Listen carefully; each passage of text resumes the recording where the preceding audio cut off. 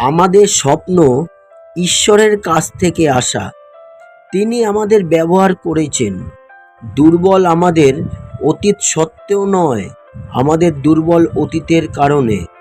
আমরা যেখানেই থাকি না কেন, যতই দুর্বল হই না কেন, ঈশ্বরের সাহায্যে উঠতে এবং এগিয়ে যাওয়ার ক্ষমতা পাব। তার সাথে তিনি আমাদের যা করতে আহ্বান করেছেন তার সমস্ত কিছুতে চলার ক্ষমতা আমাদের রয়েছে। সাধু পল বলেছেন, কিন্তু ঈশ্বর জগতের মূর্খ বিষয় সকল মনোনীত করলেন, যাতে সেগুলো জ্ঞানীদের লজ্জা দেয়। ঈশ্বর জগতের দুর্বল বিষয়ে সকল মনোনীত করলেন, যাতে ওইগুলো বলবানদের লজ্জা দেয়।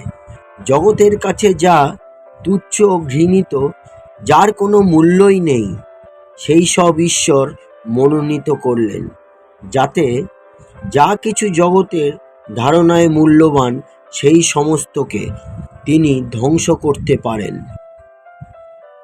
হালেলুয়া। জয় যিশুর জয় হোক। আমেন।